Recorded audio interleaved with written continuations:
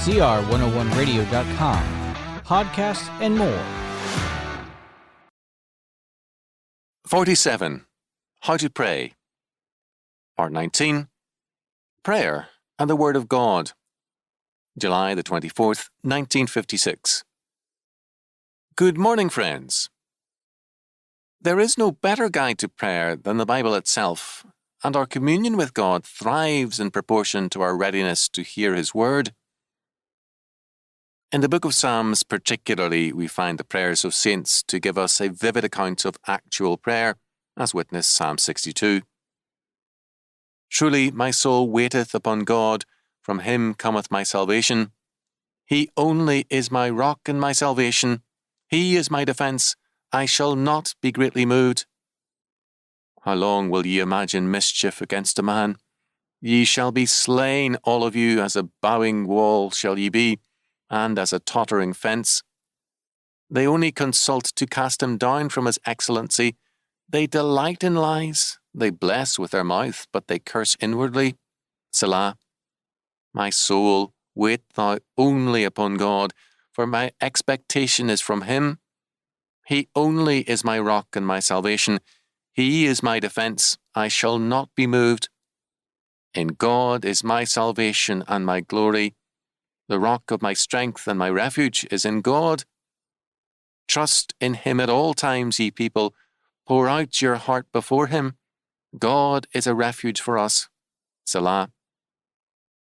Surely men of low degree are vanity, and men of high degree are a lie.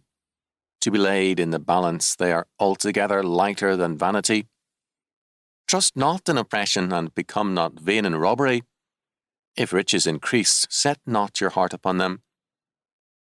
God hath spoken once, twice have I heard this, that power belongeth unto God. Also unto thee, O Lord, belongeth mercy, for thou renderest to every man according to his work. Psalm 62, 1-12. This psalm was obviously written at a time of crisis, probably during the revolt of Absalom. David emphatically eliminates as any source of possible help, either the common people of the nation or its leaders. He was certain that there was no hope in either. Both were altogether lighter than vanity. This distrust was well-founded. He knew other people because he first of all knew himself. David knew the extent of his own sin, his own waywardness and rebelliousness. More than that, he knew that the issue was in God's hands. He cannot find words sufficiently strong to express the absolute security and the unalterable and unchanging strength of the Almighty, who is his salvation. Thrice he uses the word only to assert that God alone is his hope, while the only hope and consultation of his enemies is their self-will. In this he takes courage. David clearly placed no confidence in his status before God as a man. He knew his sin clearly, but equally clearly the mercy of God.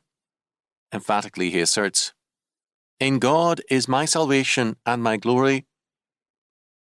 Outwardly, David appears doomed, resembles a collapsing wall or a tottering fence, but David recognizes by faith that appearances are deceiving and that in God he is a tower built upon a rock, secure in a refuge which cannot be shaken.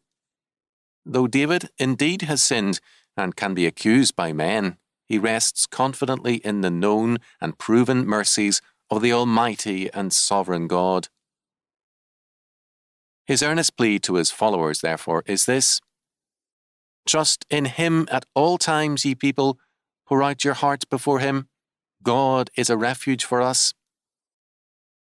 It is easy to pour out our hearts to one whom we love and trust. If we fail to pour out our hearts to God, we reveal a lack of love and trust. God has no heart of stone, but rather a heart of love. He has an infinite and perfect capacity for understanding as well as aiding us. If we avoid prayer, it is because we are afraid He does understand us all too clearly, and we prefer to retain our hypocrisies. But when, like David, we come, confessing our sin and receiving His mercy and grace, we pour out our hearts to Him gladly, and in distress gain confidence, knowing that our trust is in God, who is our salvation and our defence. My soul, wait thou only upon God, for my expectation is from him.